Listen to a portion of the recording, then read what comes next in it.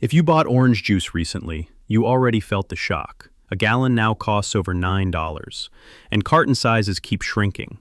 What looks like normal grocery inflation is tied to a biological crisis. One bacterium is now rewriting the economics of citrus. That crisis has already destroyed 50 million citrus trees and erased 33,000 jobs. It has also hollowed out a $20 billion industry from the inside out. The disease is Huanglongbing, which translates to yellow dragon disease, and it still has no cure after more than a century of spread. In this episode, we follow how that pathogen moved from orchards to your grocery bill. The core organism is Candidatus liberibacter asiaticus. It is carried by an insect called the Asian citrus psyllid, no larger than a grain of rice. When that insect feeds, it punctures the phloem, the sugar transport highway inside a tree. The bacterium then rides directly into the plant's vascular system. From there, the process is slow and irreversible. Sugar tubes clog, roots starve, and canopy damage appears in uneven yellow patches. New growth comes at the wrong time, while fruit stays green, lopsided, small, and intensely bitter. That fruit cannot be sold fresh or used for normal juice processing. The hardest part is visibility. A tree can look healthy for months, sometimes years, while already infected. During that hidden phase, psyllids keep feeding and spreading bacteria to nearby trees. So, by the time symptoms are obvious, containment is already behind. This story starts far earlier than most people realize. Farmers in Chaozhou, Guangdong, were describing yellowing canopies in the late 1800s. They called it Huanglongbing, meaning yellow shoot disease. The warning existed long before modern trade made spread easier. In 1919, phytopathologist Reinking published the first scientific record. He treated it as a minor physiological disorder, not a transmissible pathogen. 2 years later, similar symptoms appeared in the Philippines and were blamed on zinc deficiency. In 1930s Eastern Transvaal, growers in South Africa called it greening and blamed poor nutrition. The breakthrough came from Kung Xiang Lin at South China Agricultural University. Starting in 1941, he spent nearly 2 decades on controlled grafting experiments. His 1956 publication proved the yellowing agent was living and transmissible. But the global system still reacted slowly. South African researchers confirmed the African citrus psyllid as a vector in 1965. Teams in India and the Philippines tied the Asian variant to the Asian citrus psyllid 2 years later.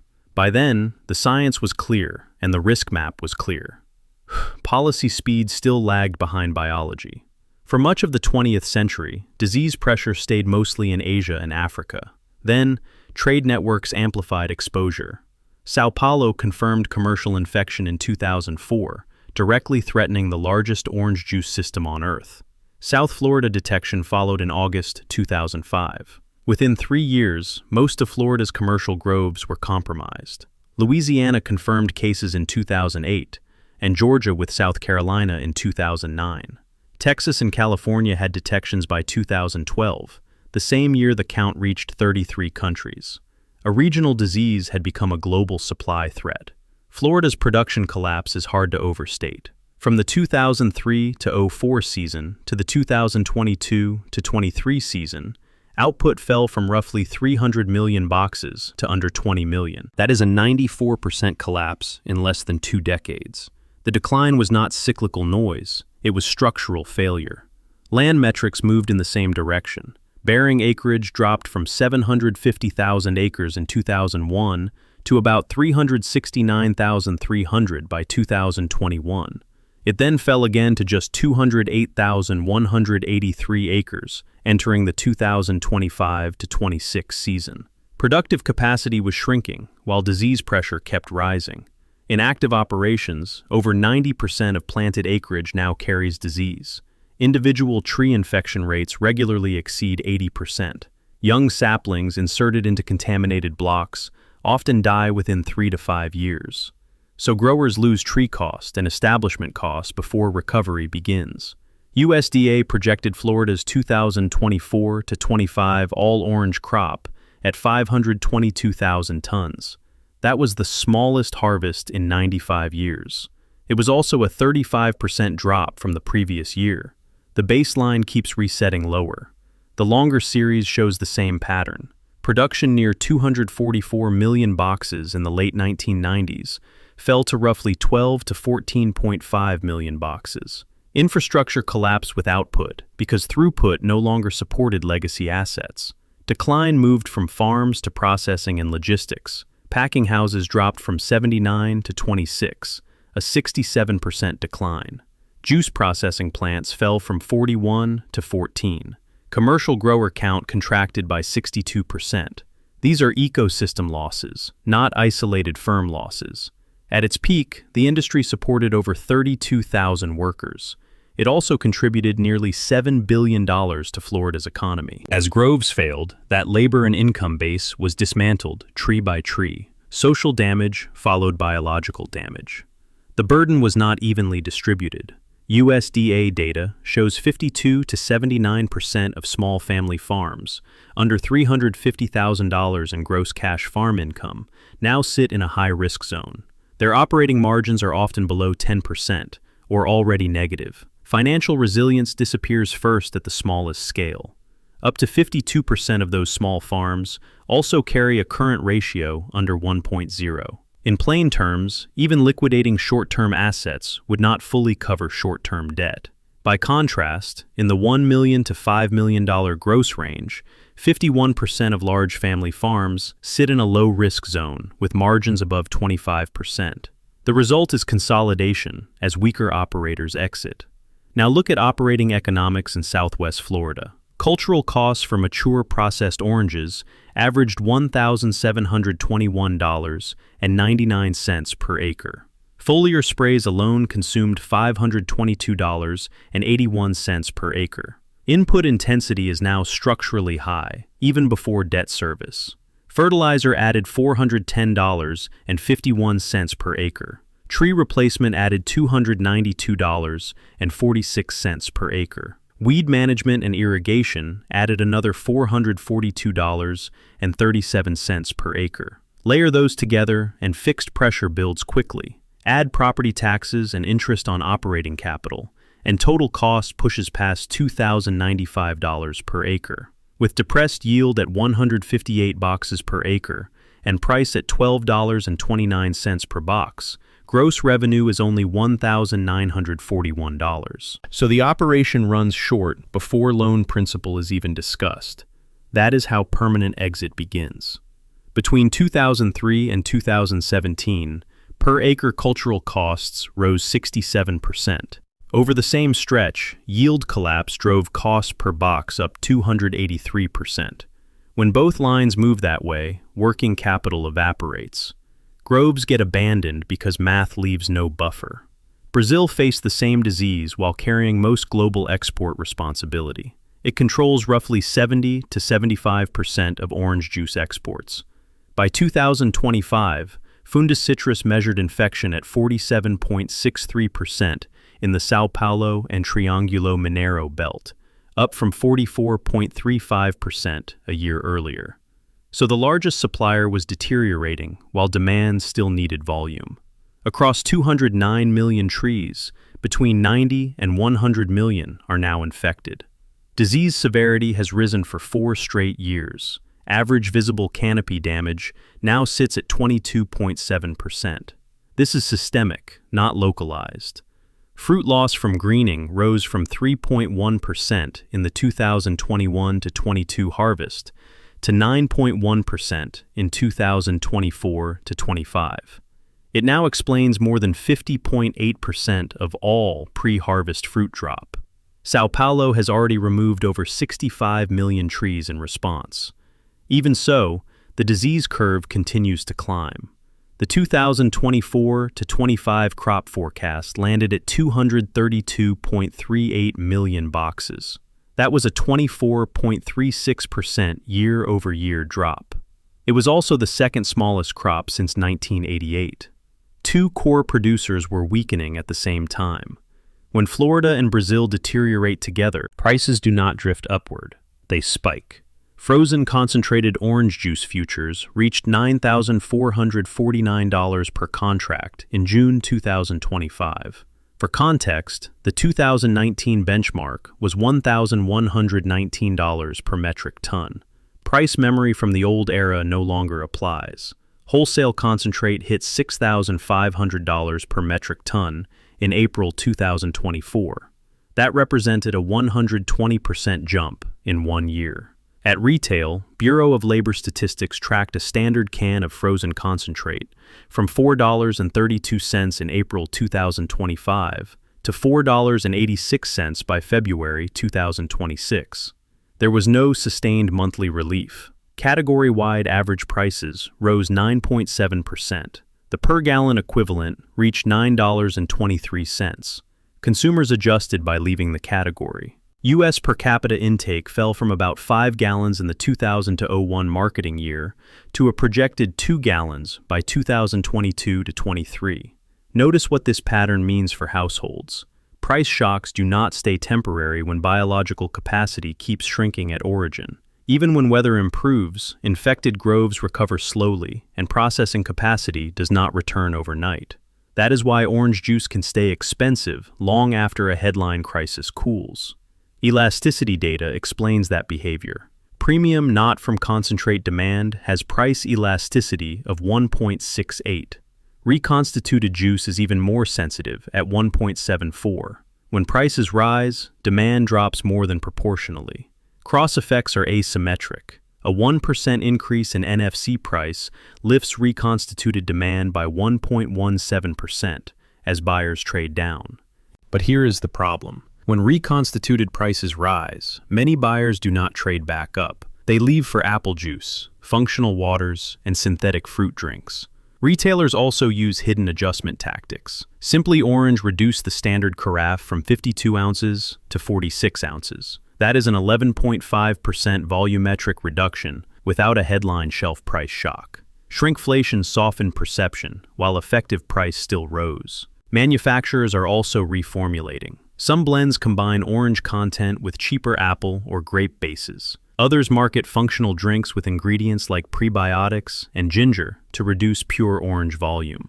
Across 2024-25, OJ blends and drinks rose from 38.8 to 40.6% share. This is why industry damage now looks permanent. In 2005, domestic supply covered nearly 75% of U.S. orange juice consumption. Today that share is around 16%. Dependency shifted from domestic groves to imports. The fresh citrus trade balance turned negative in 2014.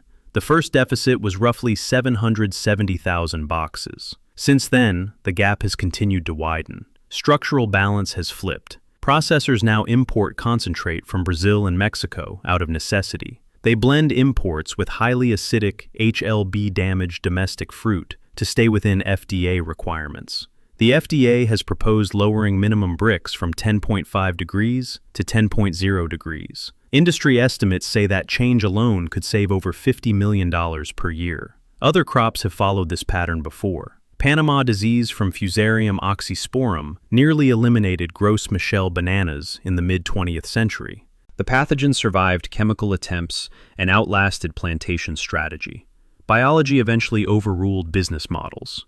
United Fruit tried to outrun infection by abandoning diseased land and clearing new rainforest. The political fallout around those interventions helped popularize the term banana republic. By the 1950s, Gros Michel was regandish through specialized boxing and temperature-controlled ripening. The market survived, but only through full system redesign.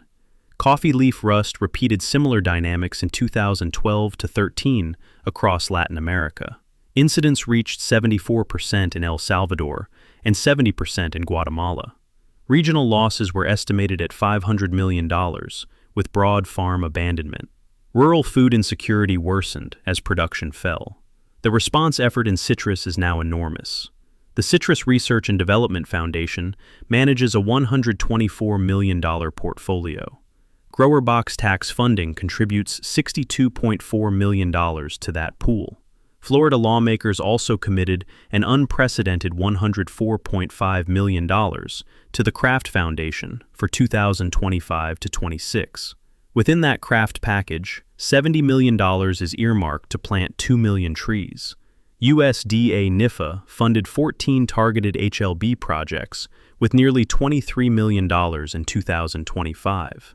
The HLB Multi-Agency Coordination Group added $1.1 million for CRISPR grapefruit work, over $2.1 million for field trials, and $979,345 for in-grow grove therapeutic screening. A separate $12.6 million partnership links Bayer, CRDF, PepsiCo, and Coca-Cola. It is pursuing plant defense modulators and antibacterial compounds. Commercial products from that path are still about 5 to 12 years away, so deployment timing remains a real constraint. Brazil launched ARC Citrus through a tripartite alliance. Initial commitment was 200 million Brazilian reais, about $40 million. The network links 75 researchers across 19 institutions worldwide. That gives scale, but scale still needs time. Genetic engineering remains the most promising route out. Neon Wang's lab at the University of Florida has built over 200 gene-edited citrus lines. Those lines target 40 specific genes with CRISPR-Cas9. The pipeline is large enough to support multiple commercial bets. 2 candidates are already prominent: Valencia Super UFW1 and Hamlin Super UFW3. Both are CRISPR-edited sweet oranges designed around the EDS1 gene. Both have moved from greenhouse work into live grove trials. That shift marks real translational progress. Soilcia is advancing the rootstock route. The firm petitioned USDA-AAPHIS for non-regulatory status of Caricia, a CRISPR-edited rootstock derived from the 1909 Carrizo citringe. If approved, commercial scions could be grafted onto Caricia for systemic resistance from the soil. Rootstock compatibility could speed adoption across existing production systems. Researchers also found a non-CRISPR signal worth watching. At the A.H. Whitmore Citrus Research Foundation farm, USDA teams observed the Donaldson sweet orange next to susceptible Hamlin trees. Donaldson tests positive, but remains healthy and productive, with better flavor, lower acidity, and high juice content. If that tolerance holds across seasons, it may bypass part of GMO regulatory friction. California has built a prevention-first model, while Florida rebuilds. The state is protecting a $3.63 billion citrus industry with compulsory response rules. Every confirmed case triggers a 5-mile quarantine radius. Riverside and Orange County zones expanded by dozens of square miles through late 2025 and early 2026. Its enforcement logic follows Eleanor Ostrom's common pool design principles. If coordinated spray participation falls below 90% of acreage, the area loses eligibility for state-funded residential buffer treatments. That creates strong local incentives to cooperate. So far, it has kept the pathogen out of the commercial San Joaquin Valley. California now produces nearly 80% of domestic oranges. That is a full reversal from years when Florida dominated U.S. output. Geography is becoming a policy instrument, not just a production variable. Containment quality now helps decide market share. Florida's own roadmap is ambitious. It targets 4.5 million new trees across 25,625 acres. Estimated restoration cost is $4,176 per acre, with annual caretaking near $2,000 per acre.